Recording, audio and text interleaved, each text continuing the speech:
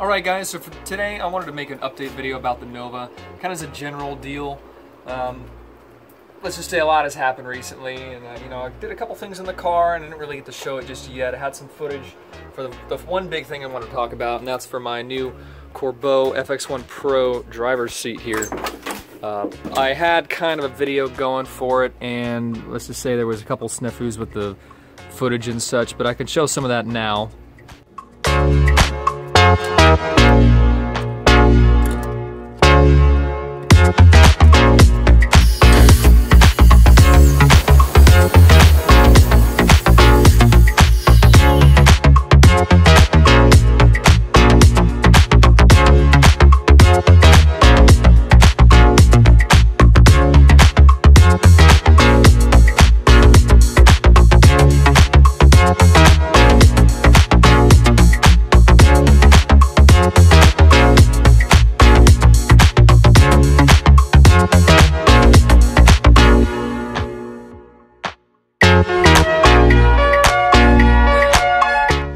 Of course, the seat is in, and I'm really happy with it. Honestly, it's like one of the bigger upgrades that I've done to the car. The next thing in terms of interior stuff that I will have to address is the whole steering wheel and steering column setup.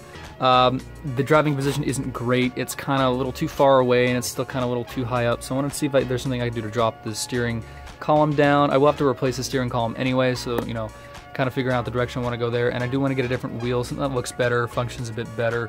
And shifter 2 is a little far away, so I might look into maybe getting a different shifter on there as well. The pedals are still going good. I already talked about that in videos. So, just a couple things in here that's going on. That was just the one big thing. Now, a lot's been going on lately. Giving me a lot to think about for the car, what I want to do next and all that. I have had, I wouldn't say a change of heart, but a change of direction by necessity. As you all know, I had an LS engine, or, well, if you saw that video, you'll know that I had an LS engine ready to go for this car. I had it on a stand, and I was just working to get the parts and such for the swap. Circumstances, let's just say the engine is gone now. That's all I can really say about it for right now, but it's also given me some time to think about maybe I want to do something a little bit different with this 350. This is a 4-bolt main roller-ready block. It's from a 92 truck. I've already run the casting numbers and such. And it's a 3/4 ton truck block, so it's basically the strongest setup in stock form in terms of, not an aftermarket block or anything that's been beefed up or anything like that. The strongest bottom-end setup that you could get in a factory Chevy 350 setup. What's on top of that is not very good. You may have heard me talk about it before. These factory heads are the swirl ports, and they are some of the worst, most smogged out, just least powerful heads Chevy ever put on a small block, and that is not an exaggeration whatsoever. These headers, these are Doug's headers, these are literally worth 2 to 3 times what the block on this engine is worth. Now, like I said, the actual block itself is the strongest, normal Chevy small block available. And really all it needs is a little love, so I kind of decided maybe I should see if I can't upgrade it. It's not uncommon at all for 350s, even with a stock bottom end, but with decent heads and intake set up, a bigger cam and all that, to make over 300, 350, almost 400 horsepower even if you have quite the right setup. Now anything over 400 horsepower, especially with my lower compression pistons and such, it's not like it's not ever been done, but it's probably not going to happen with, the kind of budget and all that. I wouldn't want to ball it up and just put crazy, like AFR heads or something, really nice, because it's not really going to be supported by the rest, and I probably wouldn't want to keep this engine long term. Anyway, I still want an LS. I still want kind of that better generation of a platform. Eventually, I have bigger plans for it otherwise, but I figured if maybe I could have the chance to put some better cast iron heads, maybe better aluminum heads if I can find ones that I can afford. Intakes are easy, cams, setups and all that are pretty easy too. I have had some ideas for the cam that it's kind of, old school hot rodder guys might know what I'm thinking of. A lot of younger people have no clue what it is or what it does, but what it does is kind of cool. But let's just say it has to do with the cam. And if/when I end up doing different cam and heads and everything, I kind of want to put my own touch on this, you know, maybe do things that aren't, and they're not like super crazy and weird, but things that people don't really see too often and will kind of make the car in general just that much more unique for what it is. I mean, it's already, I guess, fairly unique, you know. I mean, how many, you know, Novas have angry eyes and, you know, stuff like that, but you know, part of my idea with this whole, you know, build, so to speak, I hesitate to use that word because it's just kind of like a long process. My long-term goal is to have something that kind of blends not just a taste of classic hot rodder culture and kind of modifications and such, but also some newer stuff that you don't see on classic cars very much. You know, like I did join a car team, you know, 619, follow us on Instagram, you know, we're in San Diego. Come to our hangouts and stuff. You don't really see, you know, cars that hang out with a bunch of, you know, imports and stuff like that, like this. A lot of my friends have import cars, newer cars, you know, and we all get along. And there's, it's kind of cool to kind of meld the cultures and the ideas and such together. And, you know, I kind of want to do that. I also want to put some spin on stuff, you know. It's kind of what my YouTube name is all about, you know, put my new spin on things. Ha ha ha. But part of that is I've been thinking about maybe upgrading my exhaust. Now, what I currently have, if you watched, I did an older video. Yeah, you can't really see anything, but I did an older video about my exhaust, and it's really, really simple. It's just Flowmasters. It's nothing else. I have the Doug's headers I showed a second ago, and then it's just 2.5-inch piping to Flowmasters and axle dumps. I think these are Super 44s. I really don't care for the sound much unless it's like on a Fox body Mustang. They can kind of sound actually pretty neat, but I'm looking at doing something a bit more aggressive. It's funny because these headers, actually, like I mentioned, they're actually pretty decent headers. If I can get up underneath here. They actually have a 3-inch collector on them, but then it's reduced from 3-inch down to 2.5-inch for the rest of the piping. And it's not like I need 3-inch piping yet. Maybe later on when I do some upgrades, I will need it. But in general, you know, the step down's it's kind of whatever, but you know, I think it'd be kind of cool to put an X pipe in it, some slightly better piping maybe, and some better mufflers, and just get a cooler sound out of the car. I've always said that this is a truck engine in the car, and it really, to me, it really just does sound like a truck with the current exhaust setup, and I just kind of want to get away from that. Even if I don't have a bunch of upgrades here with the engine, it's not like better exhaust is going to hurt much, you know. Like I've already said, the engine makes a bunch of torque. The exhaust is not going to take away any torque. These headers already flow way more than the heads ever will. So that right there, in terms of if you want to argue scavenging and back pressure and all that, with these heads, it doesn't matter because they're choked out anyway. So I might as well make it sound a little bit cooler for now, a little bit less trucky, and then when the upgrades come, it's already got exhaust that can support it. It's already going to sound better, and then it's going to sound even cooler with that cam that I'm talking about. I'll talk more about that in the future, but that'll wait till then. All right, the next major component I wanted to talk about on the car is the front suspension.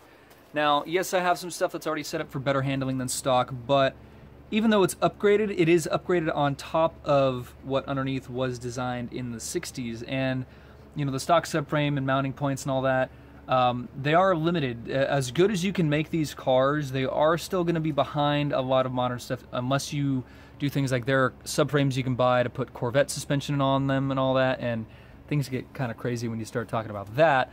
That's not my plan at all for this car, but you know, it is something that's out there. But I've said in past videos I do want to do drifting with this car. I have done some minor sliding here and there. I wouldn't call it full-on drifting. Maybe I've called it drifting for fun, but I understand that it's not true drifting. This car's not quite set up for that kind of thing yet. I do want to do more of that, and I can do a little more than I have done with what I've got, more or less, but you know, I got to build up that experience and kind of, you know, bulletproof a couple more things in the car. But what I wanted to talk about is the fact that this suspension, obviously, if you know anything about suspension, especially drifting suspension, this is not ideal. There's really not a lot of clearance here. I barely have any angle on the car, and there's not much that I can do without getting really crazy to increase that. So I figured, what is something that I could do to kind of bridge the gap between full-on custom, you know, control arms and spindle, like stuff, you know, all that, instead of going completely custom on everything there, maybe I could just adapt something that already exists. As we all know, the Nissan 240SX is like the most drifted car on the planet, and there's tons of aftermarket as well as stock stuff available for those chassis all over the place. If you go to a drift event, 90% of the cars are going to be S13s and S14s, and it's really easy to get spare parts from people there or from, you know, just in general. And I thought, you know, if I break a custom lower control arm or, you know, ball joint or thing like that, like, what am I going to do? It's a one-off piece, that's it, I'm done for the day. Unless I had the same suspension as them.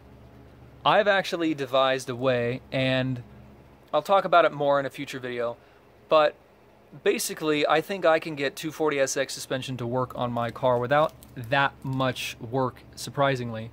And it has to do with the fact that this car has a bit of a simpler front end than you would think. These frame rails make things actually decently easy. Versus, you know, other cars. I'll talk about it, like I said, more and probably in its own video once I get more information on it. Some information from some people I've already talked to and all that, kind of lay it all out, and probably take the wheel off and do some measurements and all that, jack the front of the car up. But look forward to that. I'll dive more into that in the future. And I think, honestly, that it can work surprisingly easy, and I'm super, super excited for what that may hold for the future of this car. Now, I'll go over one thing that if you follow me on Instagram, you probably see that I did put angry eyes in my car. And it's really simple. It's just tape, honestly. I just wanted to do it just to see what it would look like. And I like the look of it. I think it looks cool. It kind of lends something different that you don't see in a whole lot of older cars. I've seen it on a couple older cars. You see it on Jeeps. I've seen people do this on Miatas and stuff. And I went, well, I have 7-inch round lights. Why don't I just, you know, see what it looks like on my car? And I threw them on there, and I went, you know what? I'm going to leave this for a while. And I really like it. I also need some better headlights, so those are on the way with a twist. And then the front end of my car here. So the car has been lowered. It is lower in the front by quite a bit. I could go lower, but I don't really need to. Once I get like better wheels and stuff, these are 16s with tall tires. Once I get 17s or 18s on the car even, it'll look a lot better in terms of the wheel gap and such. The rear, I'm looking at maybe, I have to determine whether or not these are stock height springs or not. If they're not, then I'm going to get the lowered versions because I think I need to replace a couple things back here anyway. Let's just say there's some clunking. There's one shackle that's kind of bent up. And I just don't want to deal with any issues with suspension like that. So if I'm going to replace springs anyway, I can probably go a little bit lower in the rear. Kind of change up the look of the car a little bit. In the front, like I said, I don't really want to go any lower on the suspension, but I can go lower on the body, and how I'm going to do that is going to come really soon. So I got a couple things between the lights and the front end here that I'm going to change up a little bit and kind of get a different look on the car. And I just realized that one side of the bumper is substantially higher than the other. If you look at this, wow, that's actually quite, that's like even there and totally above there. So I wonder what the heck happened there. I'll have to fix that. Maybe I'll throw a jack onto the other side. I need to look if this is supposed to be higher or what.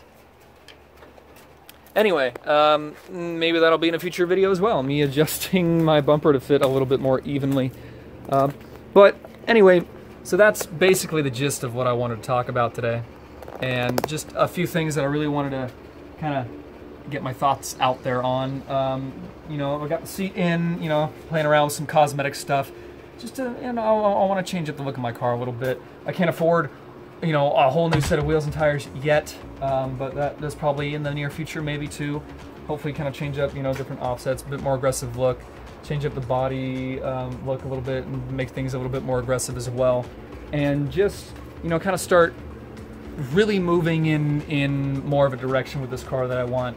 My ideas have changed a little bit over the last few years of owning the car. I've got some things that I want to do, you know, more power's, you know, always fun, you know, to within reason. There's some things I want to clean up on the engine bay, you know, like repaint stuff a little bit here and there, little bits here and there that I'm gonna do just to kind of bring up the caliber of the car a little bit. It's been, you know, it's always gonna be kind of a street bruiser, as I've always said. It's never gonna be pretty. It's always gonna be functional, and it's always gonna be fun, and I'm always gonna love it. And that's just kind of a few of the things I wanted to talk about today with the car. You know, so look forward to a lot more of that. If you're not subscribed already, you know, really appreciate if you did, you know, kind of join along with me and, you know, kind of see some more stuff with this car, as well as the Fiesta. I did mention before I want to do some more driving videos and such. It's got about 4,600 miles on it. I want to talk more about what it's like to have, you know, as, you know, the car that's supposed to be as a sporty hot hatch. I want to do some driving videos and such, talk about it a little bit, you know. Maybe take it to autocross soon, who knows. The Nova's probably going to make it back to autocross eventually, not super soon. But it's just a few things I wanted to talk about, and I'll see you the next time. Thank you very much for watching.